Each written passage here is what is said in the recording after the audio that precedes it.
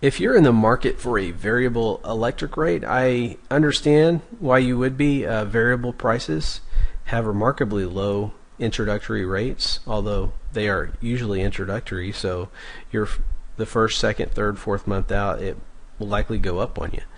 But not always. Some providers offer a variable price that is not an introductory rate, still fairly low compared to a fixed price. The only problem is it will eventually go up if the market starts going up. In Texas, electricity is mainly correlated with the natural gas price, and natural gas prices are extremely low. I mean, you wonder if it's going to hit zero. They're that low, but they have started to inch their way up a little bit, and I just can't see them going much lower. So if you got on a variable rate and you went out 12 months from now, I would assume your rate would be going up almost every month, and so you may be better off with a fixed price. And fixed is actually what I usually get on almost every year. I at least choose a 12-month fixed rate. That's the way to go.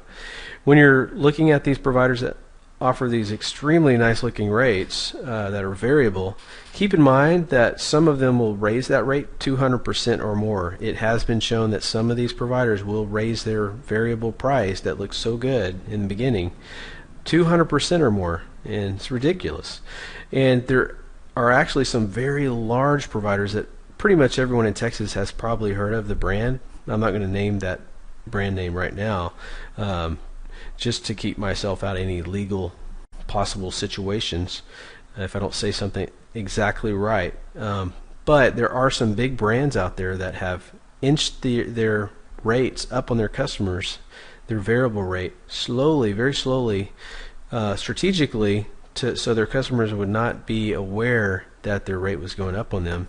And they do that over the course of the year, and they would profit handsomely on that. And they would inch this rate up even though electricity prices were going down. So while prices were going down, their variable price was not following the market in any form or fashion. They were just raising it slowly to take advantage of their customers. And so it ended up being a pretty bad situation for this one particular provider I'm thinking of. And this is not uncommon. I mean, this type of thing happens a lot, especially with the no-name brands you may never have heard of. Their whole business model could possibly be based on the variable price and customers not really thinking long and hard about what that price might do over the course of the year. So just keep that in mind when you're considering a variable price. There is a guy in Flower Mound, Texas I'm reading about that his variable price went up 200%. A guy in Coppell, it said his price went up 190%.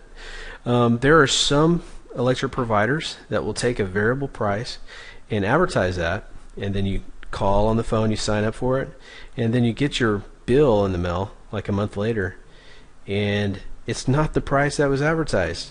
How can they do this? Well, what they have in their contract says is that you may not get signed up at the price that was advertised. It will be the price, what the price ends up being when the actual switch takes place. So even though you call on the phone and ask to be switched to a particular rate, see on advertisement, the provider reserves the right, if the switch doesn't happen 2 weeks after that phone call, if the provider reserves the right to switch you at whatever the prices might be 2 weeks after that phone call. Now this is really not right, because providers can lock in those rates. If they have a confirmed customer and they pass credit check and you're locked in, you've virtually signed your contract over the telephone, they could lock that price in. But to charge you more because prices went up 2 weeks later, it's just not right. And most providers don't do that, but there are schemes out there where providers, this is the practice that they follow, and they do, and they make a fortune doing this because customers fall for it over and over and over again. So if I could be any more clear, it would just be, look at those fixed rates. That's what I've done for years. It'll save you a lot of headache.